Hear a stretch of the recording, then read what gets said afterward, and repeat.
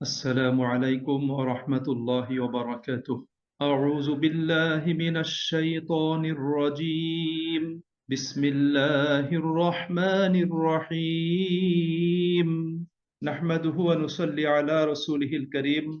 পরম করুণাময় অতীব দয়ালু আল্লাহ তাআলা বলেন, ওয়াইন কাযযাবুকা, আর যদি তারা তোমাকে মিথ্যা বলে প্রত্যাখ্যান করে, ফাকুল্লি আমালি, তুমি তাদেরকে বলে দাও আমার কাজের দায়িত্ব আমার, আমার কাজের জবাবদিহিতা আমার। ওয়ালাকুম আমালুকুম, আর তোমাদের কাজের দায়িত্ব তথা জবাবদিহিতা তোমাদের। আনতুম বারিউনা মিম্মা আমালু, আমি যে কর্ম সম্পাদন করি তোমরা তার দায় মুক্ত। ওয়া আনা বারিউম মিম্মা তা'মালুন, আর তোমরা যে কাজ করছো আমিও তার দায় মুক্ত। অমিনহুম মাইয়াস্তামিউনা ইলাইক, তাদের মধ্যে কিছু লোক আছে যারা তোমার কথা শোনে। আফা আনতা তুসমিউস সুম্মা, কিন্তু তুমি কি বধিরদেরকে শোনাতে পারবে? ওয়ালাউ কানু লা ইয়াকিলুন, যদি তারা বুঝতে না পারে, অর্থাৎ তারা যদি বুঝতে না চায়, তাহলে এ ধরনের বধিরদেরকে তুমি কি শোনাতে পারবে? অমিনহুম মাইয়ানজুরু ইলাইক, তাদের মধ্যে কেউ কেউ তোমাকে দেখে, তোমার দিকে তাকিয়ে থাকে। আফা আনতা তাহদিল উমিয়া, তুমি কি অন্ধকে পথ দেখাতে পারবে? ওয়ালাউ কানু লা ইউবসিরুন, যদি তারা দেখতে না চায়।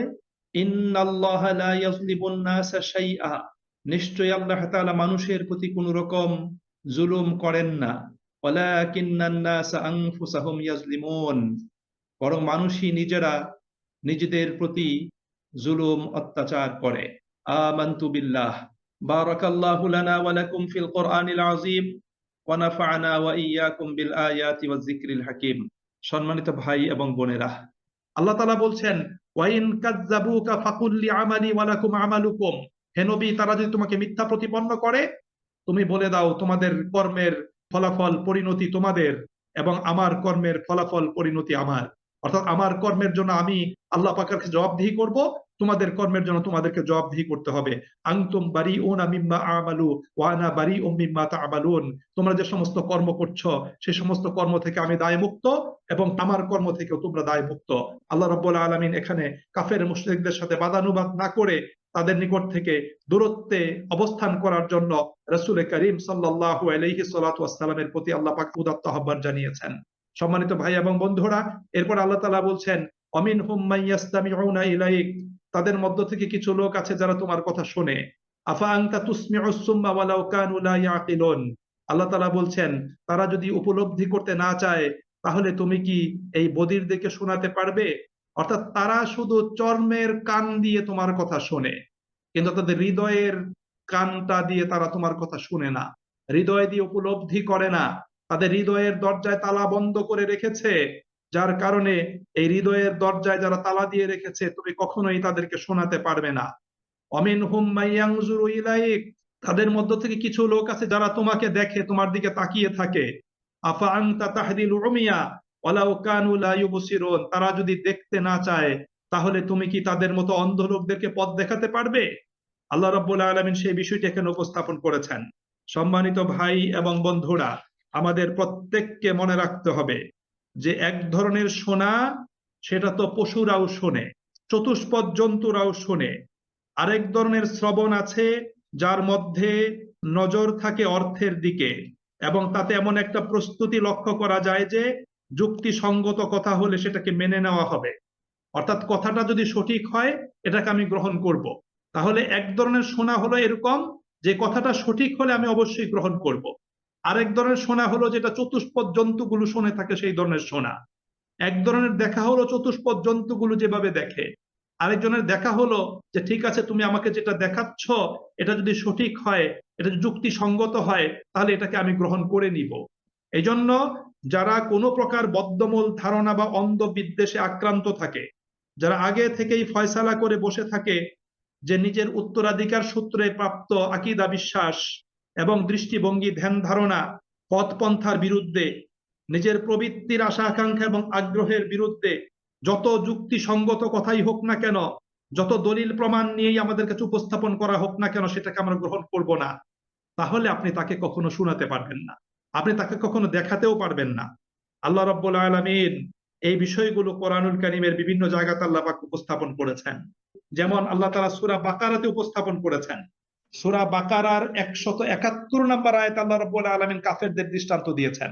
আল্লাহ বলছেন, অমাসালুল লাযীনা কাফারু কামাসালিল লাযী ইয়ানঈকু বিমা লা ইয়াসমাউ ইল্লা দুআআ ওয়া নিদা। যারা আল্লাহ পাকের নাজিলকৃত বিধান মেনে নিতে অস্বীকার করে, যারা কোরআনকে মেনে নিতে অস্বীকার করে, তাদের দৃষ্টান্ত হলো ঠিক তেমনি যেমন রাখাল তার পশুদেরকে কিছু কথা বলে, পশুদেরকে কিছু নির্দেশনা দেয়, অর্থাৎ পশুদেরকে সে ডাকে, কিন্তু তারা রাখালের আওয়াজ ছাড়া আর কোনো কিছুই তারা শুনে না, কোনো কিছুই তারা বুঝে না। সম্মানিত ভাই এবং বন্ধুরা, আপনার শখের একটা বাগান করেছেন বাড়ির সামনে, মনে করেন সেই বাগানে একটা গরু বা ছাগল প্রবেশ করলো, আপনার শখের বাগানের গাছগুলোর পাতাগুলো খেয়ে ফেলতেছে।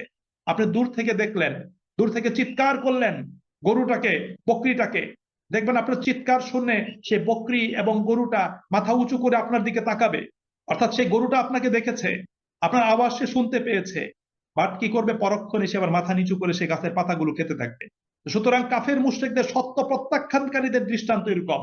তারা নবীর কথা শুনেছে, তারা কোরআনের বাণী শুনেছে, কিন্তু তারা সেই চতুষ্পদ জন্তুর মতো শুনেছে। তারা কিন্তু কোরআনটাকে গ্রহণ করতে পারেনি, তারা সেই কোরআনটাকে মেনে নিতে পারেনি।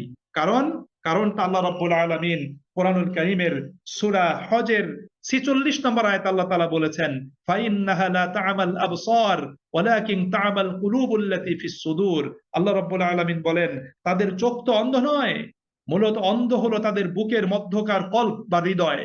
তাদের যে হৃদয়টা, সেই হৃদয়টা হলো অন্ধ, তাদের চোখ অন্ধ নয়। অর্থাৎ হৃদয়ের ভিতর যে চোখ আছে সেই চোখ দিয়ে তারা দেখে না, হৃদয়ের ভিতর যে কান আছে সেই কান দিয়ে তারা শোনে না। যার কারণে তুমি তাদেরকে যতই বুঝাতে চাচ্ছ না কেন, তারা সেটা কখনোই বুঝবে না। এই বিষয়টি আল্লাহ রাব্বুল আলামিন সূরা আল আরাফের 179 নম্বর আয়াতে আল্লাহ রাব্বুল আলামিন আরো সুস্পষ্টভাবে বলেছেন।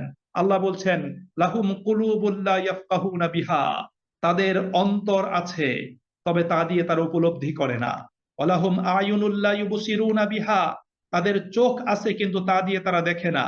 ওয়ালাহুম আযানুল লা ইয়াসমাউনা বিহা, তাদের কান আছে কিন্তু সেই কান দিয়ে তারা শোনে না। উলাইকা কাল আনআম, এরা হলো চতুষ্পদ জন্তুর মতো। বালহুম আদাল, বরং তার চাইতে অধিক বিভ্রান্ত। উলাইকা হুমুল গাফিলুন, এবং এরাই হলো গাফিল। আল্লাহ রাব্বুল আলামিন বিষয়গুলো তিনি কি করেছেন? কোরআনুল কারীমের বিভিন্ন আয়াতে আল্লাহ রাব্বুল আলামিন সেই বিষয়গুলোকে সুস্পষ্ট করে দিয়েছেন। সম্মানিত ভাই এবং বন্ধুরা, এখানে আল্লাহ রাব্বুল আলামিন তাদেরকে বিদ্রূপ করেছেন, তাদের নিন্দা করেছেন। এই বিদ্রূপ এবং নিন্দাবাদের উদ্দেশ্য নিছক বিদ্রূপ করা নয়, নিছক নিন্দা করা নয়, বরং তাদের সুপ্ত মনুষ্যত্বকে জাগিয়ে তোলার জন্য এবং তাদের চোখ ও কানের মাধ্যমে তাদের মনের ভিতরে ওহীর বাণীগুলো প্রবেশ করিয়ে দেওয়ার জন্য আল্লাহ রাব্বুল আলামিন এই কথাটা বলেছেন। আল্লাহ চাচ্ছেন যে তাদের হৃদয়ের চোখটা খুলে যাক, তাদের হৃদয়ের কানটা খুলে যাক, এবং সেই হৃদয়ের কান দিয়ে, হৃদয়ের চোখ দিয়ে তারা সত্যটাকে দেখুক এবং শুনুক এবং সেটাকে তারা গ্রহণ করে নিক। এটা আল্লাহ রাব্বুল আলামিন চাচ্ছেন। এই জন্য ফাইনালি আল্লাহ তাআলা বলছেন, ইন্নাল্লাহা লা ইয়াজলিমুন নাসা শাইআ, যে আল্লাহ সুবহানাহু ওয়া তাআলা তিনি কোনো মানুষের প্রতি কোনো বিন্দুমাত্র তিনি জুলুম করেন না। ওয়ালাকিন্নান নাস আনফুসাহুম ইয়াজলিমুন, বরং সত্য প্রত্যাখ্যান করার মাধ্যমে মানুষ নিজেই নিজের প্রতি জুলুম করে থাকে। সুপ্রিয় ভাই এবং বন্ধুরা, আল্লাহ পাক কারো প্রতি জুলুম করেন না। আল্লাহ রাব্বুল আলামিন তিনি হেদায়েতের পথগুলোকে উন্মুক্ত করে দিয়েছেন, খুলে দিয়েছেন। বাট যে নিজের হৃদয়ে তালাবদ্ধ করে, কানে তালাবদ্ধ করে যে ব্যক্তি সত্য বিমুখ হয়ে বসে থাকে, আল্লাহ রাব্বুল আলামিন হেদায়েতের ডালা নিয়ে তাদের পিছনে পিছনে দৌড়াবেন না, এটা আল্লাহ পাকের রীতি নয়। আল্লাহ রাব্বুল আলামিন মানুষকে পছন্দ করার, বাস বিচার করার, গ্রহণ করার, না করার আল্লাহ রাব্বুল আলামিন একটা সামর্থ্য দান করেছেন। সেই সামর্থ্যের আলোকেই আল্লাহ রাব্বুল আলামিন এই পৃথিবীর বুকে সত্যকে গ্রহণ করা, না করার ক্ষেত্রে মানুষের পরীক্ষার আয়োজন আল্লাহ রাব্বুল আলামিন করে দিয়েছেন। সম্মানিত ভাই এবং বন্ধুরা, এই মহাগ্রন্থ আল কোরআন, এটা আল্লাহ পাকের পক্ষ থেকে মানব জাতির জন্য অনন্য এক নিয়ামত, আল্লাহ পাকের পক্ষ থেকে অমূল্য এক সম্পদ। এই কোরআনের মাধ্যমে আল্লাহ তাআলা জগৎবাসীর হেদায়েতের ব্যবস্থা আল্লাহ তাআলা করে দিয়েছেন।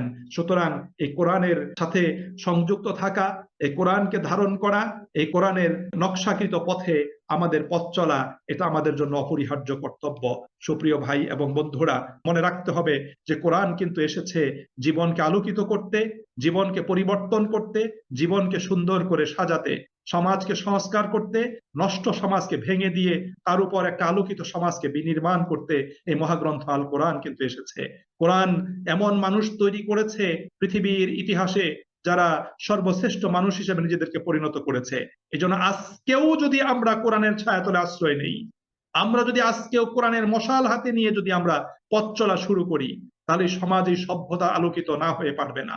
এই জন্য সুপ্রিয় ভাই এবং বন্ধুরা, আসুন আমরা কোরআনকে হাতে তুলে নেই, কোরআনকে জীবনে ধারণ করি এবং কোরআনের আওয়াজ, এর সৌরভ, এর আলো আমরা সর্বত্র ছড়িয়ে দেই। আল্লাহ আমাদের সকলকে তৌফিক নসিব করুন। আমিন। ওয়া আখিরু দাওয়ানা আনিল হামদুলিল্লাহি রাব্বিল আলামিন। আসসালামু আলাইকুম ওয়া রাহমাতুল্লাহি ওয়া বারাকাতুহু।